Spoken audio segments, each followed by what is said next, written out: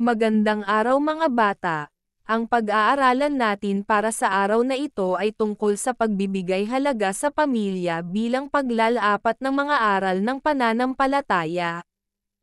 Narito ang ating kasanayan para sa araling ito, na ipakikita ang pagiging masunurin sa pamamagitan ng mapagkalingang pakikitungo sa mga kasapi ng pamilya. Mga layunin. Una, nakapagpapahayag ng iba't ibang paraan ng paglalapat ng mga aral ng pananampalataya sa mga sitwasyon sa pamilya.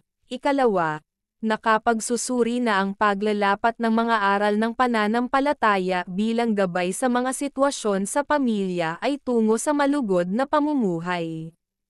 At ikatlo, na isasakilos ang iba't ibang paraan ng paglalapat ng mga aral ng pananampalataya sa mga sitwasyon sa pamilya.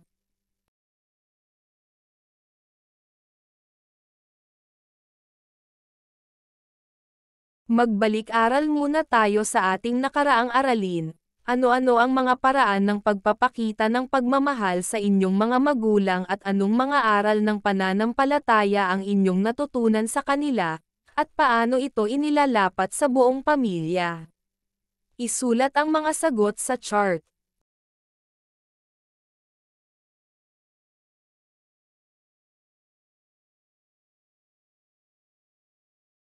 Mga bata, alam nyo ba na hindi sapat na tayo'y nagpapahayag lamang ng ating paniniwala sa mga salita, dapat itong maipakita sa ating mga gawa at kilos.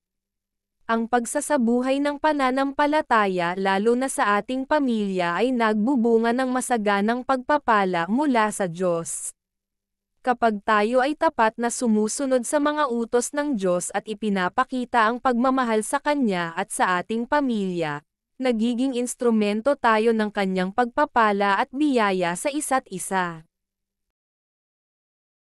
Sa pamayanan naman natin, ang pagsasabuhay ng mga aral ng pananampalataya ay nagbibigay daan sa atin upang maging instrumento ng pagbabago. Sa pamamagitan ng pagiging mabuting mamamayan, pagtulong sa mga nangangailangan, at pagiging mapanagot sa ating mga tungkulin, nagiging bahagi tayo ng pag-unlad at pagpapabuti sa ating kapaligiran. Sa pamamagitan ng tapat at masigasig na pagsunod sa aral ng pananampalataya, nagiging daan tayo ng pag-asa at pag-ibig sa ating pamilya at pamayanan.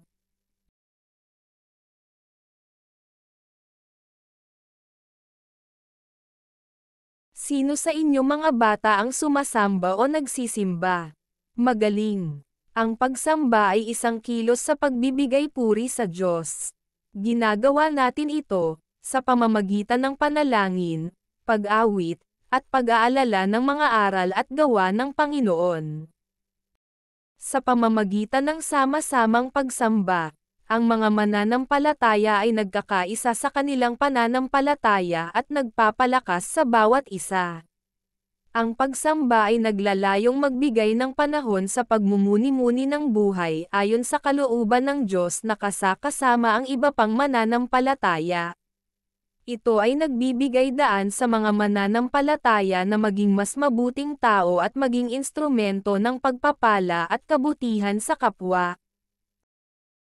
Ano ang panalangin o dasal? Ano ang kahalagahan nito? Ang panalangin o dasal ay pakikibahagi at pakikipag-usap sa ating Panginoon. Isang paraan na rin ito ng pagsamba sa Diyos pero personal. Sa panalangin, pinaparating natin sa Diyos ang ating pagpuri, pagpapasalamat sa mga pagpapala, pagpaparating ng mga damdamin at hinaing. Humingi tayo ng Kanyang tulong at gabay. Ito ay isang pagpapahalaga sa pakikipag-usap sa Panginoon.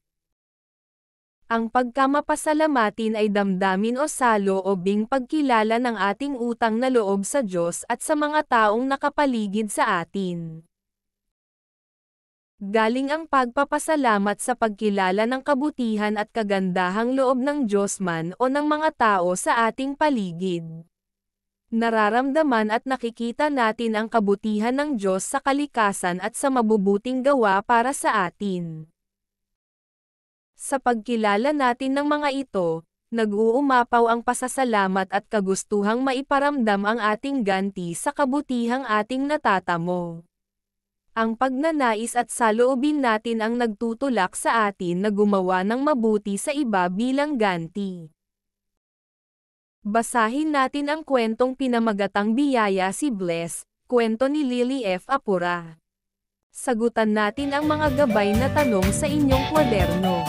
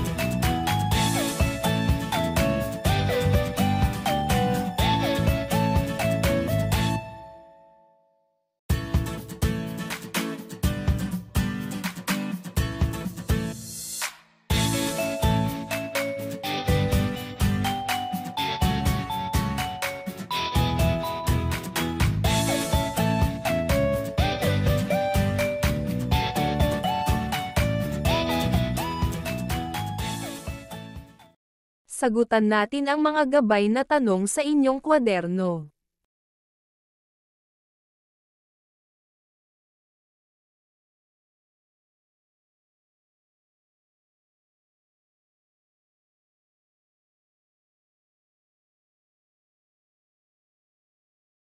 Punan ng mga gawang nagpapakita ng pagmamahal sa Diyos ang mga bilog.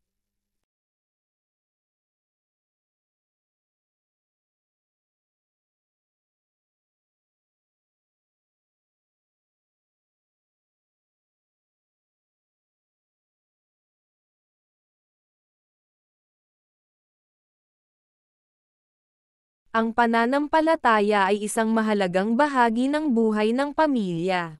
Ito ay nagbibigay ng gabay, lakas, at pag-asa sa bawat miyembro ng pamilya sa bawat yugto ng kanilang buhay.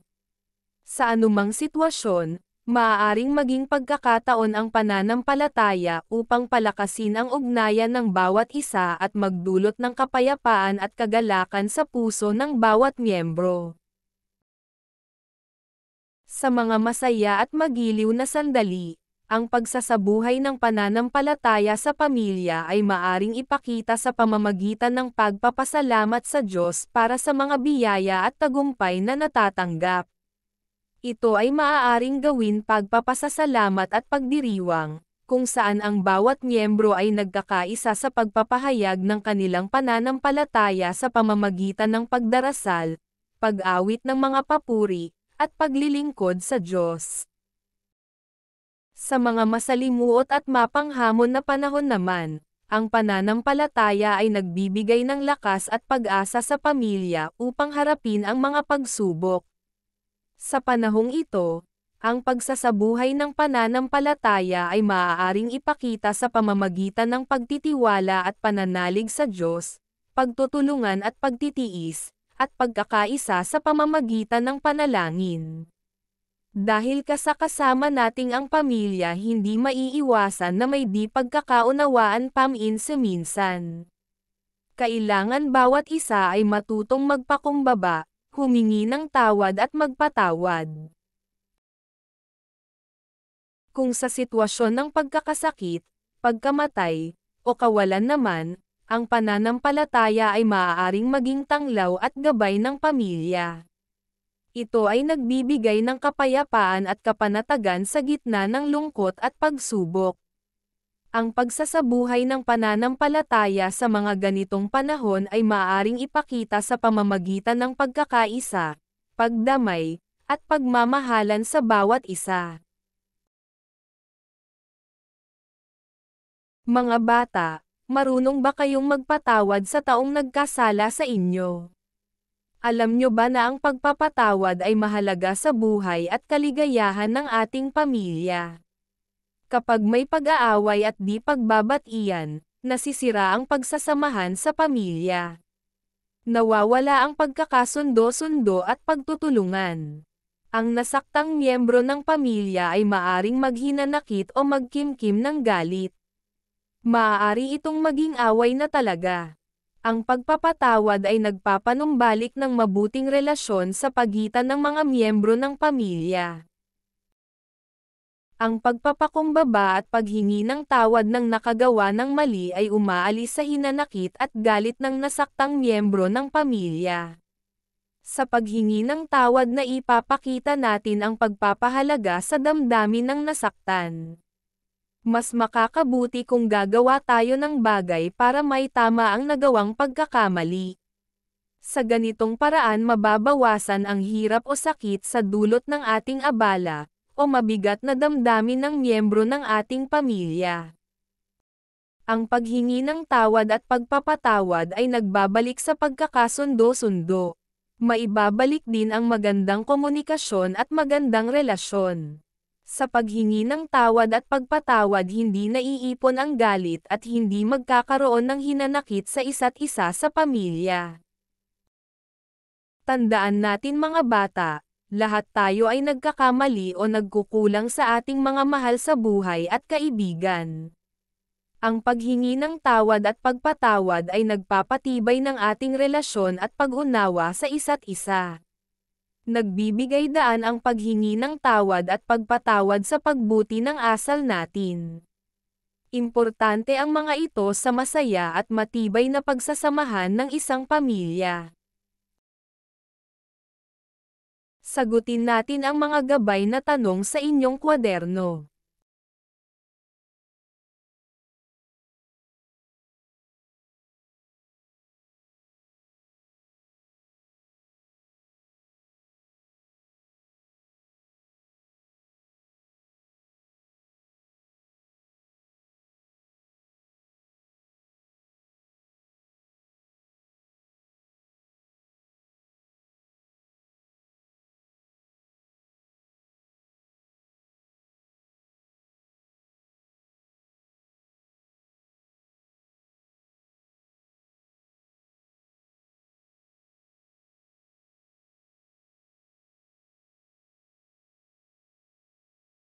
Panuto, isulat ang iyong sagot sa isang buong papel.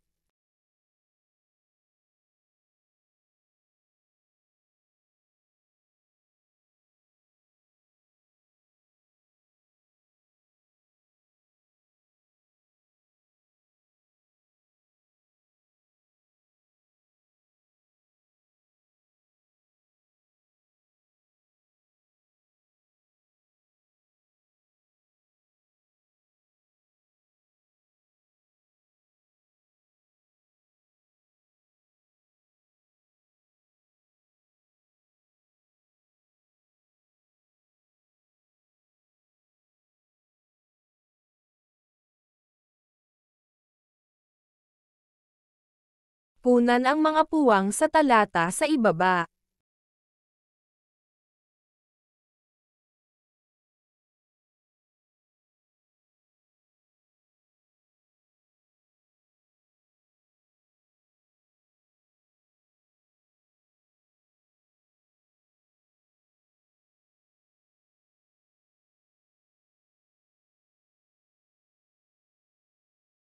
Gawin ang matematiko ng pananampalataya.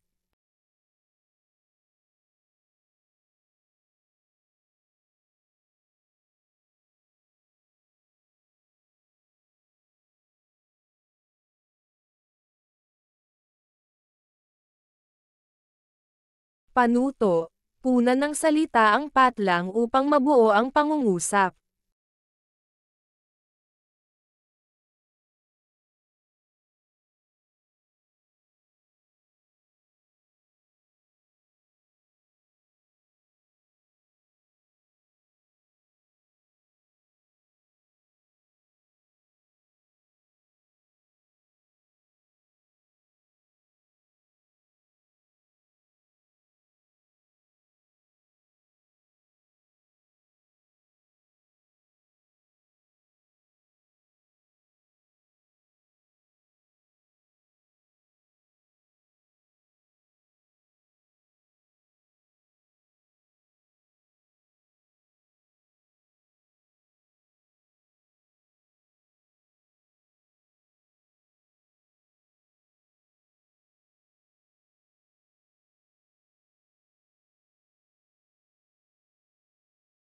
Narito ang susi sa pagwawasto.